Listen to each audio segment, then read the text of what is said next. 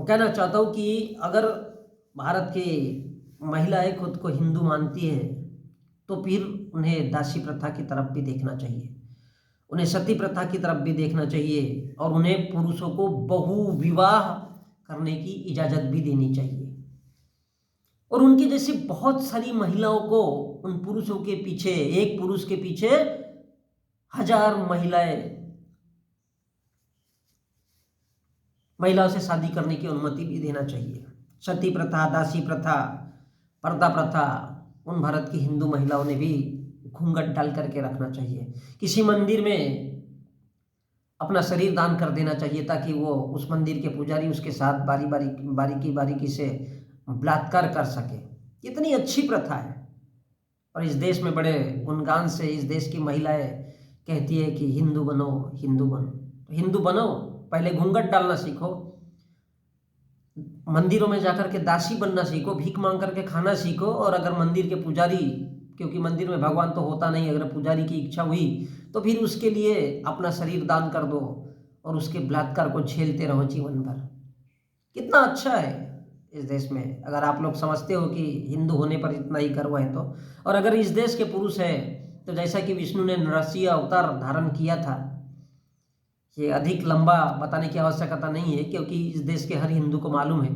तो उसे जानवर बनना चाहिए और सामने वाले की हत्या करना चाहिए। और क्या क्या करना चाहिए, इस देश के जैसे किसी भी देवी देवता के हाथ में देखो तो बगर, इस देश में देवी देवता वही है जिसने, किसी ने तलवार उठाई, किसी ने चक्र उठाकर लोगों के गले काट दिया, गर्दन काट दिया, किसी ने त्रिशूल उठा करके किसी को मार दिया। मतलब मनुष्य का जीवन क्या है, सिर्फ सामने वाले की हत्या कर देना है।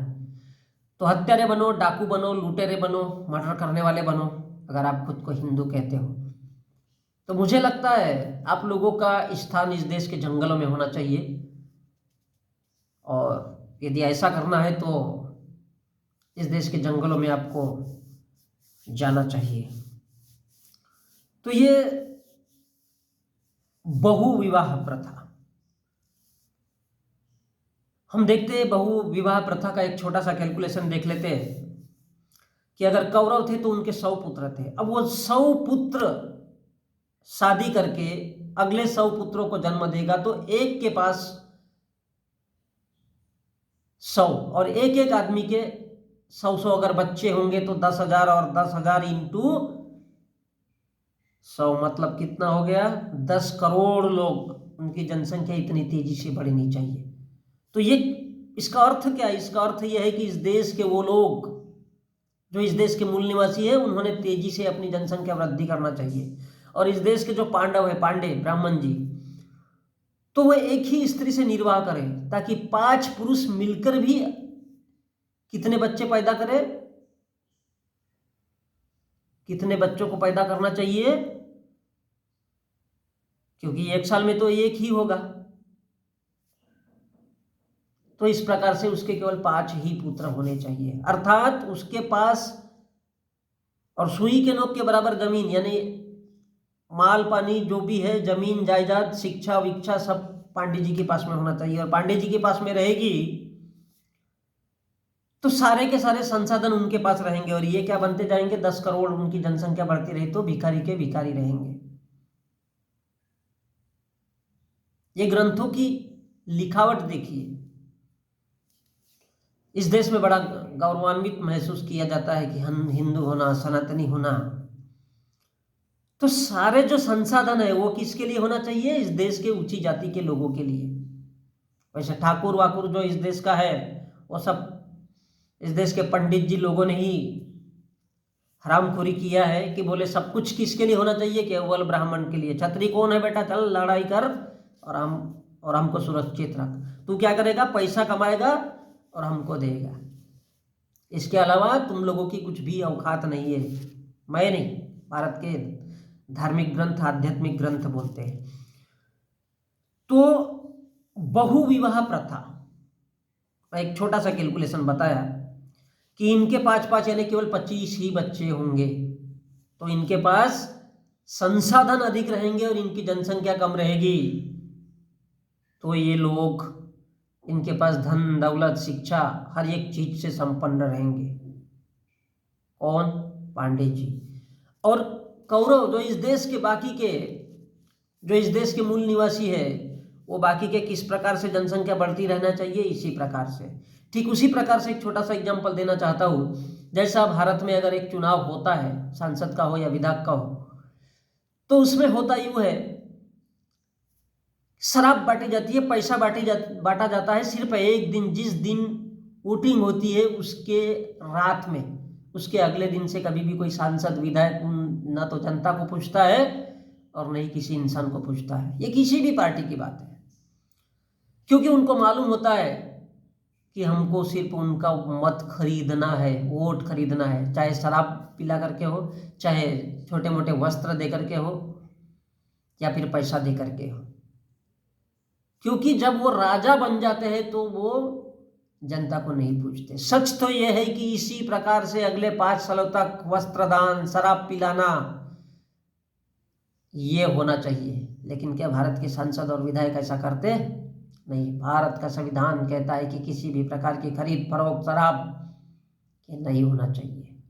बावजूद इसके इस देश में होता है। वो इसलिए होता है क्योंकि लोगों को झूठ और बिकना बहुत पसंद है।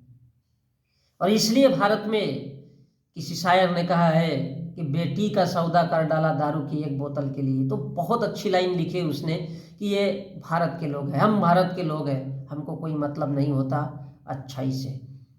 जहां लालच आ गया तो हम कुछ भी कर लेते हैं। तो भारत में बहुविवाह प्रथा, ठीक, मैं एग्जाम्पल क्यों दे रहा हूं कि ये देश कैसे लोगों का है।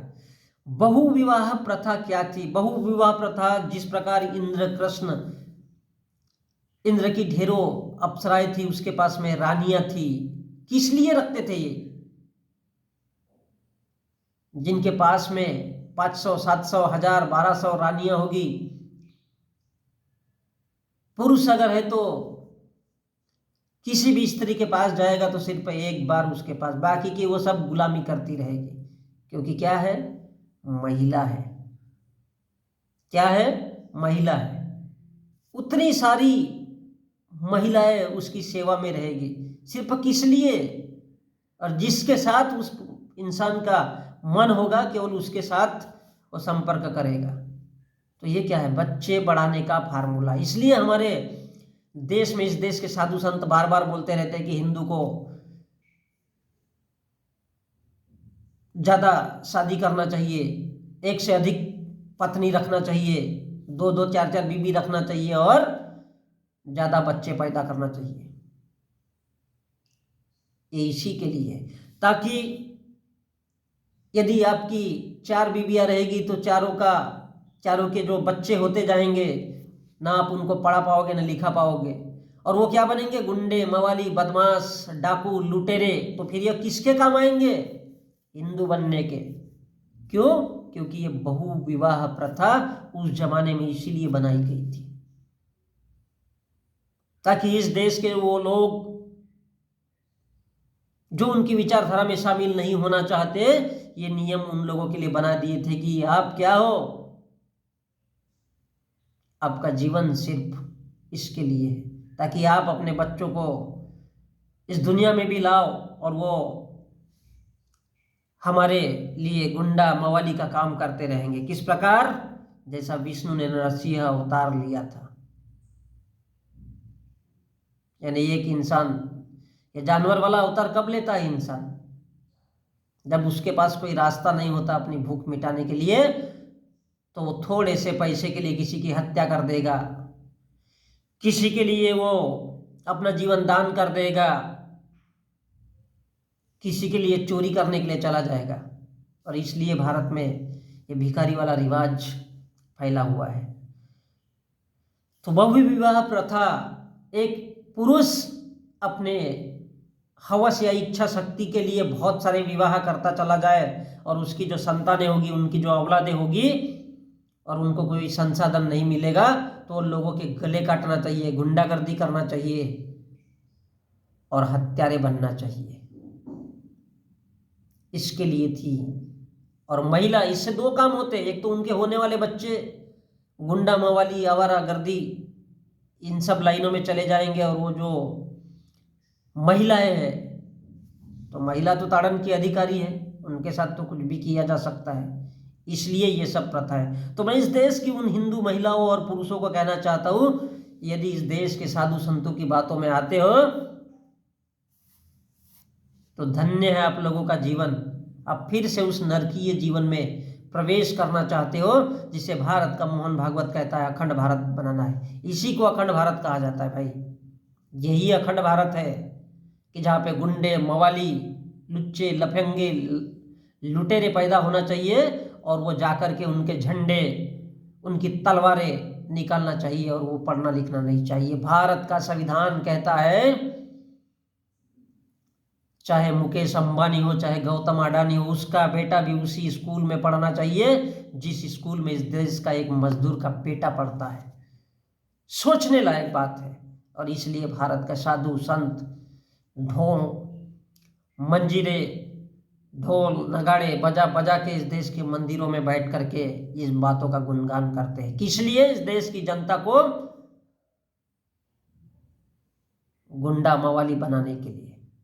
और यही वजह है कि इस देश में, इस देश के किसानों, इस देश के युवा बेरोजगारों को आतंकवादी कहा जाता है।